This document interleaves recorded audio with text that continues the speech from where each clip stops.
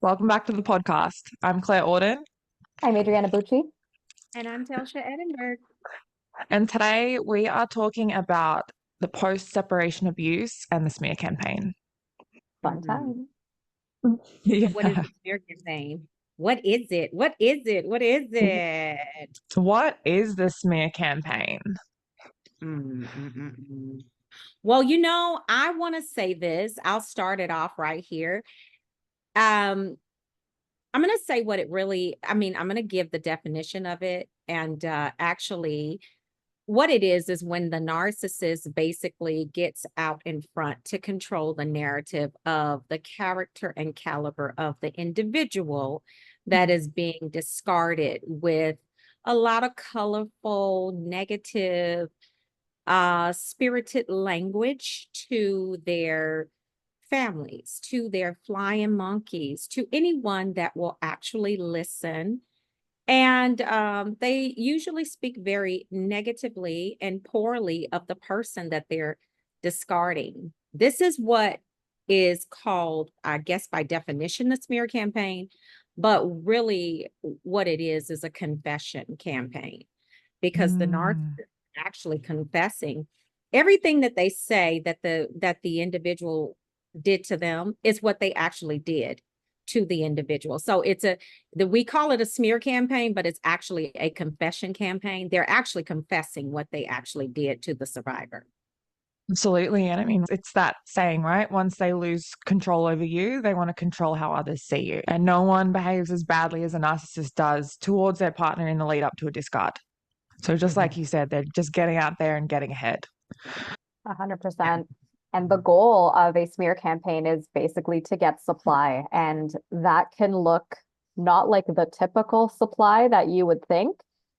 Because, obviously they want to get supply from you as the target who's being smeared so that, you start defending yourself, you start, asking them why they're spreading these false rumors about you or, Mm, stretching the truth. Because sometimes there will be like little morsels of truth in whatever the narcissist is saying, but they'll mhm. twist it in a way that makes you look so much worse and not provide the right context.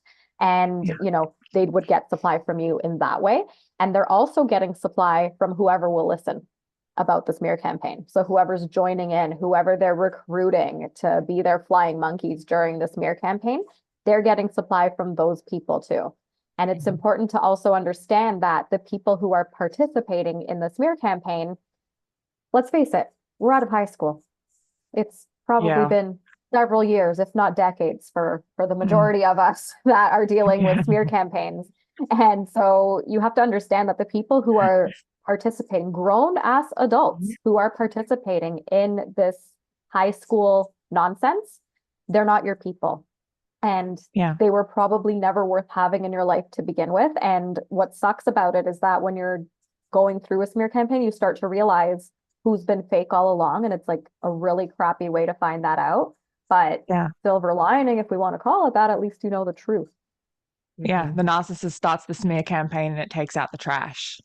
pretty much. The only thing that I would add is like, so smear campaigns can be incredibly overt or incredibly covert.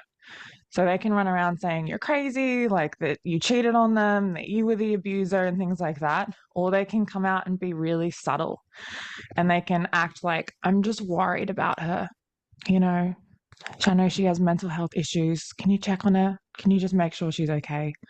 I still care, right? It can be played off in that way.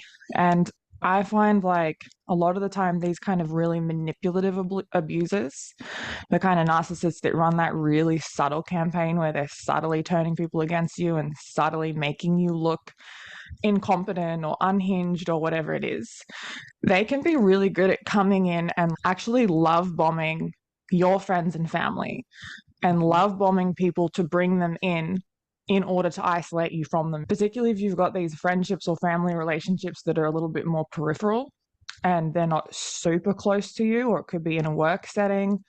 They can be really good because when a narcissist shines that light on someone and they're making them feel special and they know just how to compliment them, and then they come in with that kind of subtle triangulation. 100%. And Yeah, and it's true because they do shine the light on that individual. And I think it's important for us to realize is that what I've learned is that the harder they love bomb in the beginning, the smear campaign is going to be that and worse in the end. Mm, It's going to be like horrendous. And that's because they've worked so hard to get you and it did not work. So it's mm, like, okay, so now I have to really destroy you because I worked so hard to get you, only to see in the end that there's nothing for me. Because a narcissist, let's face it, it's something has to be in it for them. It's a with them all the time. What's in it for me? All yeah, the time. And so with them. also, I love that yeah, what's in it for me? acronym. It's a with them Mm, constantly. And so if there's nothing for them to come back to, there's no reason for them to come back. Now, the other piece of that is that the smear campaign a lot of times also is so horrendous because they want that individual, they need the attention of that individual so badly, and they want to pull that person back in. And because the person has blocked them and basically, like taken every type of measure to disconnect themselves from the narcissist knows that most people just don't like being lied on, you know? mm. And so they pull out that smear campaign and they go hard in the paint with the smear campaign because they understand that, okay, if I tell these horrendous lies, this person is really going to get on the phone and tell me something about myself. And break no And contact. yes, and break no contact. And then once they break no contact, they're going to lie and gaslight the person and say, no, I never said that. That's not true. You know how much I love you. Why would I ever say something like that? These people are just trying to come between us. And then it just goes left from there. And it's so important for people to understand the concept of supply and how there is positive supply and there is negative supply and there is sadistic supply. And Mhm. people think that, like, oh, I'm going to get on the phone, I'm going to contact them and I'm going to really have a go at them and I'm going to call them out and I'm going to tell them what they are and all this kind of stuff. And it's like they don't realize that that is supply, because at the end of the day, what is supply? It's significance. So anything that gives the narcissist significance or makes them feel powerful, in control, whatever it is. So the narcissist is just sitting there when you're having a go at them and calling them out and whatever it is, going, look at how important I am. Look at how much control I have. This person's obsessed with me. So Mhm. true. And I'm sorry for laughing because it's the truth. They are, I mean, they are just horrible people. But like you said, when you're having a go at them, or that you're just like going in, yeah, they're just like, yeah, they're sitting back, sucking it all up like, a demon smoking a cigar and it's like, Yeah. you know, they're just blowing it in the air. It's like, yes, this is so good. Sucking up all of that energy and emotion. And the person is like, oh, I hate you. And they're just like, hmm. A cold lemonade on a hot day. Is 100%. It's Exactly. just like, Supply is their lemonade. Yes. yeah, it's just like reactive abuse, right? They push you and push you and push you and push you, and they're getting hysterical, and then you react, and then they sit back and they're like, Right. Yep. it's You like this know, big that is so, exhale. We shouldn't be laughing, but Hey, if you don't laugh, you go crazy. well, you if you know don't laugh, what? you cry. We spent enough Exactly. time crying. We're in the Exactly. laughing phase. I tell Exactly. It's a people sign all of the the time, when you can laugh about the stupid idiosyncrasies of these hazards to humanity, then that means that you are healing, and I tell them often, these people are not normal. They need to be governed by the WHO, the World Health Organization, because these people are a straight up hazard to humanity. Like they are. So whenever you're dealing with them, you have to put on your gear. You need a gas mask, you need scuba gear. You don't know whether you're going to need to jump in the water, freaking climb up on top of the mountain, like run around in the wilderness somewhere to get away from these Mm. crazy people. But in the smear campaign and how they do things, I mean, the last thing that you want to do is run from them because you want to clear your name. But Mm. it's important for survivors to understand that clearing your name is not important to a person that never honored your name in the beginning. They never honored themselves. So you can't expect a person that does not respect themselves to respect you and anyone else. Why would they do that? Like, what Yeah. incentive do they have to do Yeah. that? Absolutely. And it's really hard for people, especially when they don't know what they're dealing with and they haven't gone through this before. And this is the first time that they've, had a relationship with a narcissist, potentially the first time that they realize that this kind of person even exists. And it's like, it's that shock because when a normal enough, healthy enough relationship ends, there's still this level of respect for the time that you spent together, respect for each other. There's still that love for the other person. And when a narcissistic relationship ends, there is none of that. They don't care about you. They never loved you. And by the end of the relationship, they hate you. Because narcissists always hate you by the end of the relationship because they have this running tally of all of the things that they believe that you've ever done wrong. There was that time that your eyebrow twitched in the wrong way. There was that time that you breathed. There was that time that you answered the phone and said hello. Like they have all of these things built up in their head of why they hate you, why you're the problem. You didn't fix them. They idealized you in the beginning. They were like, this person's going to fix me. This person's going to fill the hole that I've been running around desperately trying to fill. And they didn't. And they hate you by the end. And they're going to take you down. And that's hard to deal with. It is. And that one of the things that I think hurt me the most in it all, in the person, just thinking back on it all, is all of the things that I did to try to make it work, to Mm, try to make sure that we were good, not understanding the personality that I was dealing with or the disordered individual that I was dealing with. So it's almost like you're in when we say brain fog, it's really brain fog. And they are going to take you down. It's inevitable. It's something that comes along with the territory. Do we expect it? No. But does it happen? Absolutely. And I think that's the hardest thing for survivors to understand is that they were literally in a partnership with a viper.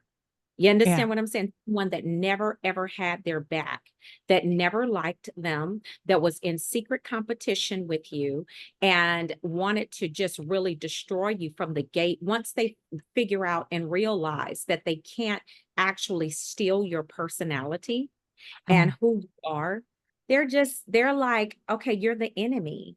mm, You go from being the perfect person to the worst person, like literally overnight. Like, make that make sense. It doesn't. yeah. You can't make sense out of nonsense, right? And that's another trap that we can find ourselves falling into when we're dealing with the fallout of a narcissistic relationship. We're trying to make sense out of it.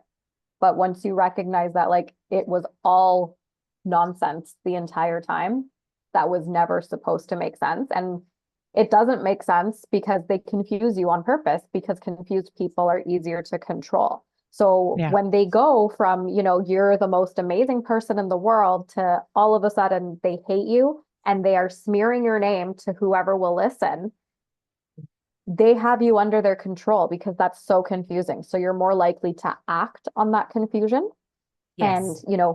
ask for clarification, right? And then you Mm. break the no contact, and then they can repeat that whole cycle of abuse all over again, rinse and repeat over and over and over. Yeah, and I mean, that's what a lot of rumination is because one of the most persistent and difficult symptoms that people struggle with after narcissistic abuse is rumination. And rumination is our brain's way of going, something happened, I was in danger, I need to make sense of what happened, come up with a solution so I can make sure it doesn't happen again. And with narcissistic abuse, it doesn't make sense. There's no logic to it. And there's not a clear way to protect yourself in the future, particularly when you haven't learnt about these kind of relationships. And so your brain goes round and round and round and round and round and round and round. And it is, and you can't really like your brain at this point because we're adults, it's really not going to hide it, so to speak. Mhm. Because when you're a kid, sometimes if you suffer a very traumatic event, your brain, in order to protect you, will just put it in a place where you can never remember, right?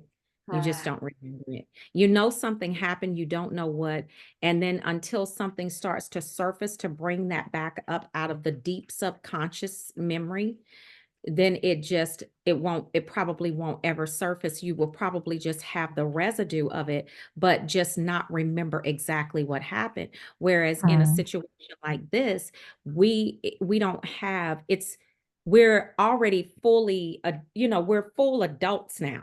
So it's not like, oh, well, it was so traumatic, I'm gonna forget it. No, because now you're operating in an adult mind. Your whole processes and your brain is working overtime to protect you, so to speak, but you're not going to forget it. And that's the mhm, thing. It's like, I can't forget what happened, and I can't make sense of what happened. And it's a soulish thing that happens to the soul, because the mind is a part of the soul, which is the mind, the will, and the emotions. And so mhm, when you look at it, it's like, now you've had this supernatural abuse or attack that has hit your mind in such a way that nothing has ever done this to you. So it's just not natural. And so mhm. when it's not natural, what do you do with that? Like, how do you heal that? You have to bring something else in that is not going to, that you may not understand, but there has to be another type of something, some type of therapy, some type of outlet, some type of spiritual meditation that you can do to actually remove yourself out of that mindset, because that rumination is just not going to leave until you Yeah, train your brain that something else has to be in that place.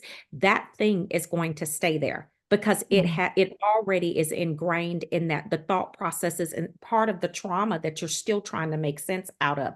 And that's what keeps it at the forefront of your brain, is because you're constantly trying to just rationalize it, and you can't. So it yeah, never goes there. yeah. I think it's crazy. People find that when they're in the relationship with someone like this, particularly if it's quite abusive, if it's quite volatile, while they're in the relationship, they're suppressing the memories and they're forgetting a lot of the things that are happening. And then when they Mhm. get out of the relationship, it's that delayed realization.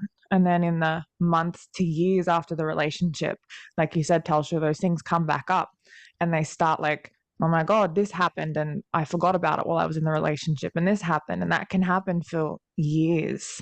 And it's really awful. Yeah. So true. I think that one of the things that people find really hard to wrap their head around is the fact that a narcissist can do hideous things to you and run a vicious smear campaign and still come back and try and hoover you back into the relationship as though none of it happened. That's usually when they don't have ample supply on the other side. That's what they do. When they Like, run I'm over there, back. oh my goodness. And these birds hit the wall on the other side, and they have just really discarded you. But then they get to the other side, and the new supply is totally not. And you know what? The crazy part about it is, what they don't understand is that they themselves set up a fuel matrix, right? Hmm. You're at the primary supply is in the middle of the fuel matrix, like the nucleus, right? So all of the other supplies feed off of the primary, right? So a narcissist, it's no fun if there's no one to cheat on, right? Hmm. So they are so like sadistic and retarded and remedial in the way that they behave. Yeah. So they get rid of the main supply. And then when they get over there and they figure, okay, this is not working. Like, I can't get the same level of supply.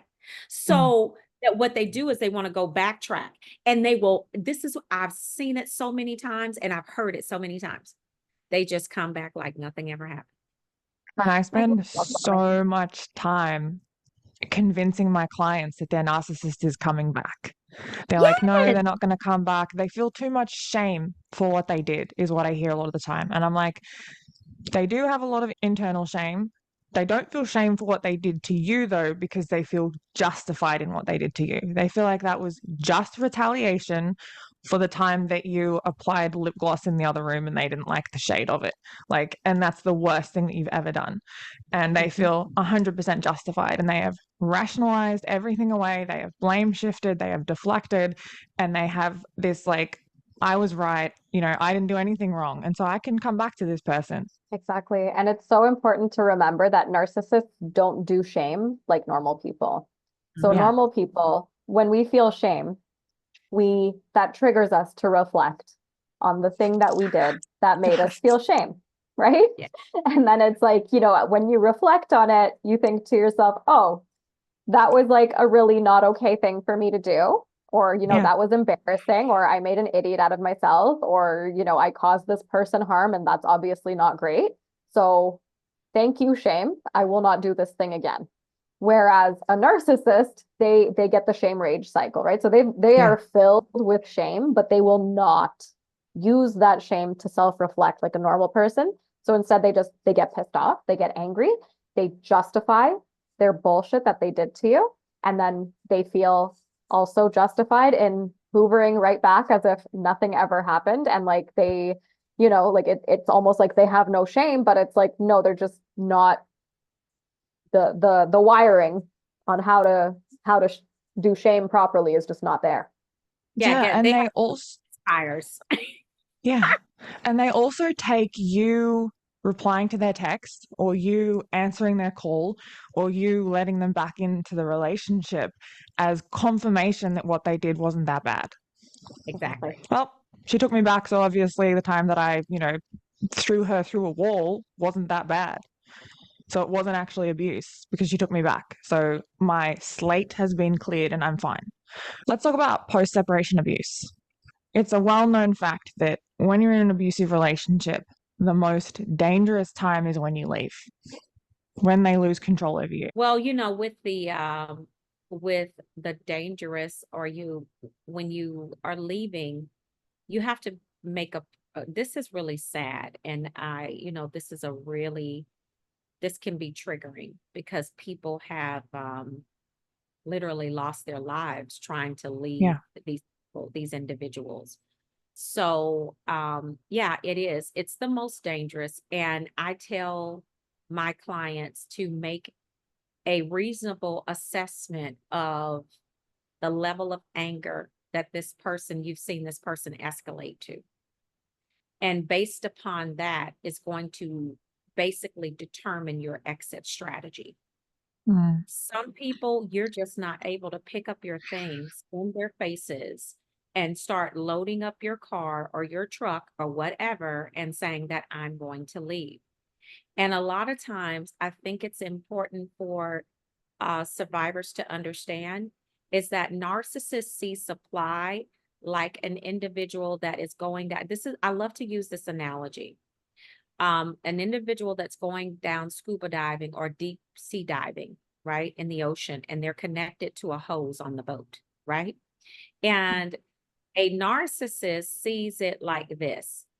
Whenever you're taking away your supply, it's almost like a person will walk over to that hose that is connected to that tank that you're using for oxygen and just placing your foot on that hose and just cutting off the air supply. The narcissist literally thinks that you're trying to off their life switch because you're taking away the energy. You're taking away the life source, because I think sometimes we don't understand that we're dealing with dead individuals that are emotionally dead. They don't have anything to give but anger and rage. So you have to have something to counter that. And so when you're dealing with death always wants to cling on to what has life in order to stay viable and relevant. So when you are dealing with an individual like that and it's time and you're like, okay, I'm leaving, I'm going, this is just not for me. Like, you're crazy and this situation is insane and I'm out. Now, just depending on the level of violence that you've seen in that relationship, you might need to wait for little homie to go on to the job. You know what I'm saying? You might need to wait for them to take a trip. You know what I'm saying? And you call over the movers with the truck and you black out. You don't have your phone number is changed, your address Yes. is changed, your email address is changed. Like this is the way that you have to leave an individual. Like this is not the time to try to figure out what type of narcissist you're dealing with. No, when you get ready to leave, you need to already know what type you're dealing with, because you need to understand that this may be a once in a lifetime experience for you to be able to escape this situation. And you need to have the correct strategy the first time. The first time.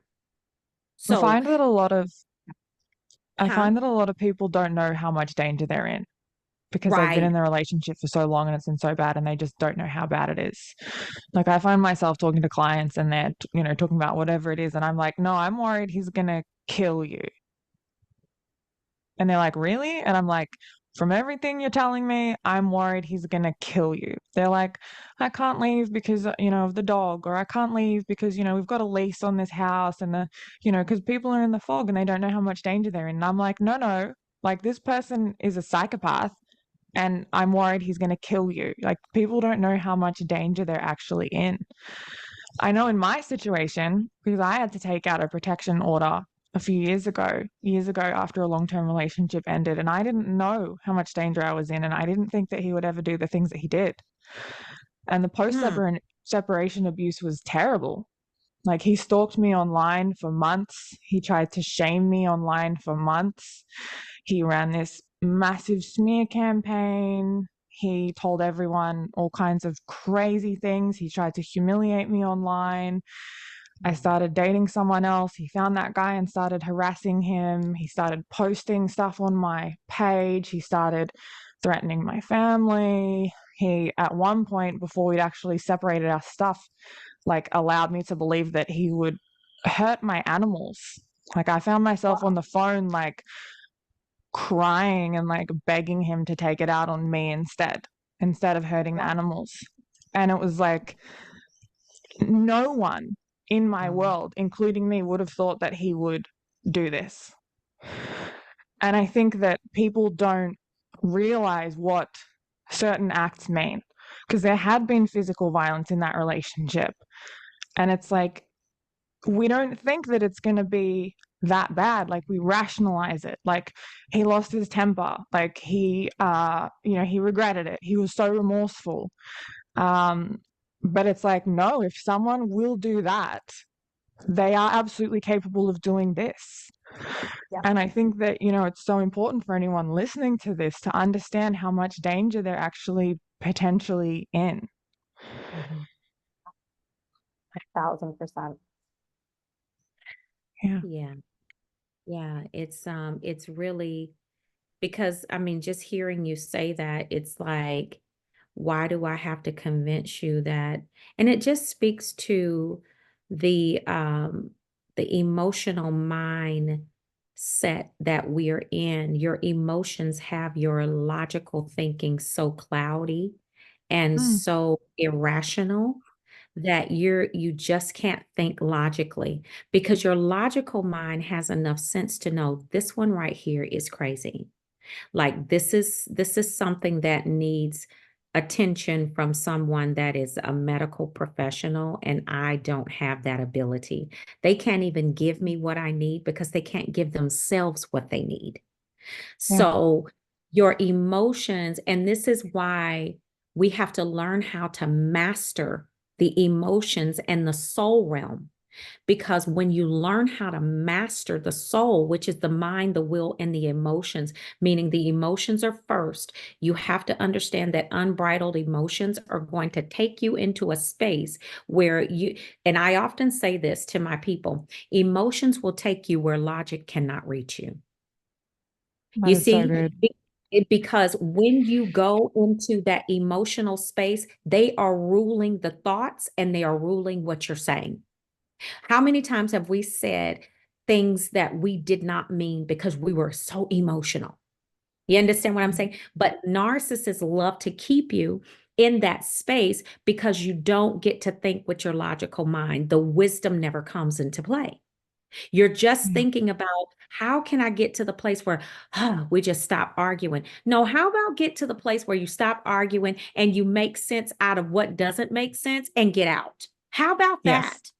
You understand what I'm saying? But the emotion does not allow you to do that. It is the most vulnerable part of your soul. Why? Because it's the part of your soul that's so easily accessed. Just imagine you go and see someone just like get knocked down by a ball that is like flying. And you're like, oh my goodness. Right there, your emotions are raw and exposed. Right Mhm. there. And we don't realize how powerful they are. And we don't realize that they are the center, the actual centerpiece of our proximity of intimacy. And when I say proximity of intimacy, that is the first place that you allow someone in. Before I let you into my mind and it starts what you're doing or what we're doing in our lives together, begins to shape in my will, you're in my emotion first. Mhm. And so when we do that, when we understand how powerful they are and why narcissists love to keep you in that emotional space, this is something that I drive constantly on my live streams. You have to gain control of your emotions. Because it's literally how children communicate. And that's how Mm. narcissists communicate. It's through their emotions and the reaction to what you're saying to them. You can speak facts and logic to them. They don't understand that. What they understand is a reaction that you have to what they do. Why? Because that's how children communicate. And they're stuck. Oh, that's good. Yep. And they're stuck. Mhm. You understand Yep. what I'm saying? So it's all about, I don't understand what you're saying to me, when you're speaking logic and facts, because I'm stuck in a child's mentality. I know you see a Mhm. grown body before you, but I can't process your logic. So I need to bring you back to the emotional space because that's the only thing that I understand. I'm gone. Bye. Mm. No, Exactly. Absolutely. Yeah. Yeah. I'm out.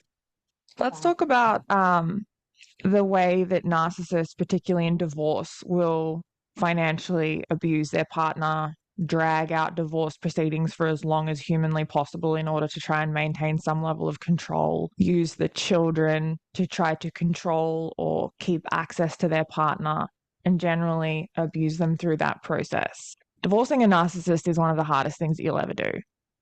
It's a shit show, and I can speak as the pawn child of a narcissistic parent.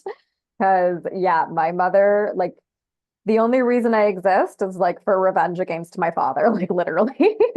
And Wow. yeah, yeah. She changed lawyers with my dad like 10 times. Like the whole thing took years and years and years. Like it was an absolute shit show. And I was obviously in the middle of it. And she basically used me as like a bargaining chip with this divorce so she could like try to get more money from my dad, and then she stole the money that he left me, and it was just like a whole thing.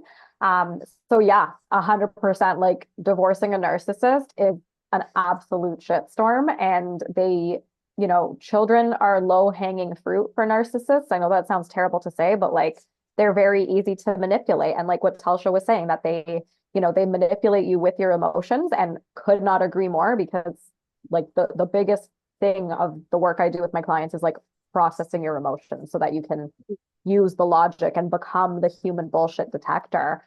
And, narcissists use guilt, shame, and fear in order to control you. And so, anybody in those emotional states, it's like the first thing that you want is to not feel that emotion. So you're going to do the thing that you think is going to make that emotion go away. And like 99.999% of the time, it's an action that's going to benefit the narcissist, right? And so when Mm. you're in divorce with a narcissist and there's children involved, guilt, shame, and fear, the three musketeers, as I like to call them, Mhm. it's everywhere, right? Because then there's like the fear of like, custody situations, and like them, making up all these lies and taking away the kids. The guilt of like, oh, like, maybe you should have tried harder to make the relationship work so that you could be there for the kids.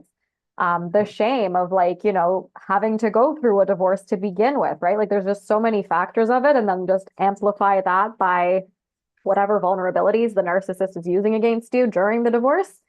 absolute shit show. And it's, you want to definitely make sure you've got a decent lawyer who understands this kind of shit because it can be a total nightmare. And some narcissists get absolutely fixated on destroying you, particularly the more Yes. malignant or psychopathic types. Yeah. Like they just get absolutely fixated on destroying you no matter what. And I regularly say to my clients, because I've had clients say to me, like, at the end of the day, they just walked away from everything. Take the house, take the money, take whatever you want, I'm out. And I've had clients say to me, like friends and family have said, oh, you should have stayed, you should have fought, you should have blah, blah, blah, blah, blah. And I'm like, no, no, getting away at any cost. Getting away is winning. It doesn't matter what Yes. you walk away from, as long as you're walking away with your life and some semblance Exactly. of potential for decent mental health in the future. Money can always come back, right? Like I know in so many cases, like it's hard because there's financial abuse going on and they're trying to control Mm. everything. But like sometimes it's like you have to cut your losses and recognize that money can totally be replaced. Your life, not so much. The time that you invest in this hopeless situation that's not going to be in any way, shape, or form productive or healthy for you mentally, physically, or emotionally, that cannot be replaced. But finances can. There's always opportunities to, make money, but you can't gain time back. Mm. And they Yeah. know that. They Yes. know, and so that's the thing, that whatever it is that you hold dear to you, you can bet your bottom dollar in that divorce proceeding is the thing that they're going to try to destroy the most. If you're a person that you've made it your business to diversify your investment portfolio, if you have properties, if you've done very well with your investments and your money, and though that's the thing that they're going to work on the most, because we Mm. have to remember that even when you are divorcing them, the main thing is getting your emotional reaction, right? Yeah. That is the main thing. When they go and file some type of frivolous, I mean, just out of the left field filing, and you're just like, what? They just want you to call them up and be like, you so and so, you are just going. And they're just like, yes, it worked. You are Mm-hmm. dealing with a toddler that is in a adult body. They're stuck, right? And the one thing that I think I had to understand is that when you're dealing with toddlers, when you're dealing with children, the thing that you have to do when you just know that they're being ridiculous, you just have to turn around and walk away. No Yeah. reaction, nothing. Because when you do that, they just kind of stand there like, well, what is going on? Because I'm over here falling out on the floor. My face is blue. You know what I'm saying? And I just don't, you're just like, you know what? I don't have time for that. So eventually they have to get up off the floor because what they're doing is just not getting your attention. And Mm. that's the thing that they want. And so what I've found is a strategy is this. If you know your money is important, act like it's not. Yes. Tell them something stupid like, you know what? This money means nothing to me. Because guess what? I felt like when I got into the relationship with you, I just felt like it wasn't going to be important anyway. So I don't care what you do, what you say. It doesn't even matter to me. So what you do, your strategy is the thing that means the least to you is what you say means the most. That's how you do it. That's how Mm. you strategize against them. And the way that you convince them of it is every time they poke you in that area where you know that thing means a lot to you, you just don't react. Yeah. You don't re you just Mhm. respond, okay, that's all you have. Fine. I told you that didn't mean anything to me because money is nothing. I can get that. It's not a big Yeah. thing. Then they don't know where to go. They kind of get confused because they're really looking for where they need to poke you to make it hurt. Mm. You know what I'm saying? Yeah. So that's a strategy that I use for clients that are divorcing, especially those that have kids, because that is a mess. Yeah. Kids is it's really, really hard because they take the children and they want to alienate the other parent, you know? Hmm. So the kids are stuck in the middle. So that, but that's another topic for another day, but it's definitely nasty. It's a sewage storm going south like 10,000 miles an hour, period. It Mhm. is. Yeah, and it's crazy how the narcissist will almost always push for 50-50 or full custody, even though they never had any interest in the children, just Mhm. because they want to hurt you, because they want to look like an amazing parent, because they don't want to pay child support. It's like suddenly they care about the kids when they're losing control over you. Yeah. Exactly. And they know you obviously care about the kids. So by They know using the kid, that's, yeah. right? Great manipulation tool. Yeah. Mm, And the kids just become the collateral damage, and it's unfortunate. And they're hanging in the balance. And then they don't even want to, and then when you understand that narcissists don't even love their children, they just use them yeah. for supply. It's like you feel so bad for them because it's like you'll never get from this parent what you rightfully deserve. And I'm so Mm, sorry for that. And I think sometimes parents just get into that, you know, they start to overcompensate for children, and because they know that they can't get that love, that protection, the respect from the other parent, that, they end up ruining the child themselves. And it's yeah. like, now you got a history of narcissism because now you're parenting from a position of compensation or overcompensation, and now you've created another little narcissist, and it's bad. Mm. It's sad. Mm. So, how would you guys recommend that someone responds to a smear campaign? Don't. It's always the unsatisfactory answer. Yep. It's not what everybody wants to hear. I Yeah. know that, but you have to remember your attention is supply. Mhm. You reacting is supply. Supply is all it's about and all it ever will be about. And they are doing the smear campaign to get supply from you. And something to also remember is that the smear campaign was happening long before you became aware of it happening. And so, look at it this way, like if you didn't know about it before and you technically weren't reacting to it, you can continue, right? It's just now you know Yeah. about it. And this is again why emotional work is like so freaking crucial when you're a survivor of narcissistic abuse, because the smear campaign is designed to induce guilt, shame, fear within you, right? Fear of your Mm. reputation being tarnished, shame over, whatever crap they're spreading about you, or, them sharing your secrets that they swore that they would never share with people when you were having those nice little heart-to-heart conversations with them during the love bombing stage when they were gaining your trust, right? And And they were smearing you at that point oh, Yeah. to absolutely, everyone, yeah, turning like people just against you. exactly, exactly. And the love And bomb so, too. Yeah. yep, Yeah. oh yeah, That's where it absolutely, starts. When they yeah. start with the little snide comments and the little what do they call it? Sarcasm, the Mhm. subtle sarcasm. That's Yep. when the That's a smear big one. campaign. Adriana, what would you say to someone who is going through the smear campaign and the separation and they have this attitude of, I'm not going to let the narcissist get away with it. I'm not going to let them get away with what they've done. Journal about it What was before you journal do about it? journal about it. Um, and I would also say I can't control you, and I make suggestions, you make decisions. My suggestion is don't do anything. Let the lawyers handle it, because, you're just going to be wasting your energy and, just fighting a fruitless or engaging in a fruitless exercise by, trying to defend yourself and all that kind of stuff, because it's like it's not going to go where you think you want it to go.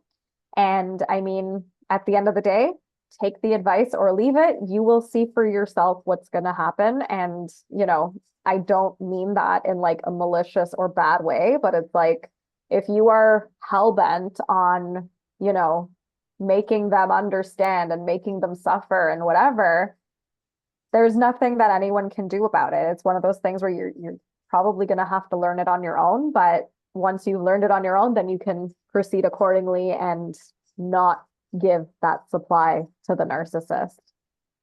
It's just getting to that point, and it's hard, of radical acceptance. And sometimes you have to practice radical acceptance multiple times in a day, multiple times in an hour. Radical acceptance. They will never take accountability. They will never see themselves. They will never feel bad. Full stop. Big breath. Or pick up fight sports and take it out on the body bag. That's what I do. Yeah. Yeah. Get some boxing gloves, kick the shit out Exactly. of the body bag. Exactly. That's how Put I a cope. picture of the narcissist. Yeah. Stick their face on the body bag and go for it. Yeah. That is a much better use of your time, because then you're Yeah. releasing that rage and anger, and then you're going to be left with clarity that, like, oh, okay, like, Sweet I'm relief. glad I got it out like this. Yeah. Yeah. I actually like that. That's pretty cool. I love it. That's what I do. That is amazing. I mean, talk about release. Okay. It's like, yes, this is like, I just punched the crap out of you. Did you know that I just whooped you like so Yeah. But don't tell them that, because it's going to be supply. Don't tell them. Of course, no. Don't tell them that. 'Cause yeah, they will use any little thing from supply. Oh, you did what? Like, oh, did you enjoy that? Did you like it? Oh, you Even breathed in my that. direction? Yeah, Right. even that. They're like, oh, look how obsessed with me you are. Over there at the gym, punching the body bag, thinking of me. Yeah, right. They ordered a Fucking whole body delusional. bag that looks like me. Yeah. They ordered a whole body bag that looks like me. They miss me that much. They want me. Oh. They're gonna take it down. Right. And then they're probably gonna sleep with Shucks. it. Hey, I'd rather anybody give a body bag supply than the actual narcissist. Right. Right. 1000%. Right. Yeah. Wow. Loved, hated, envied, or feared. They take all equally. Yep. All right, ladies, I think it was a great conversation, and I'll see you again in the next episode. Sounds good. Bye.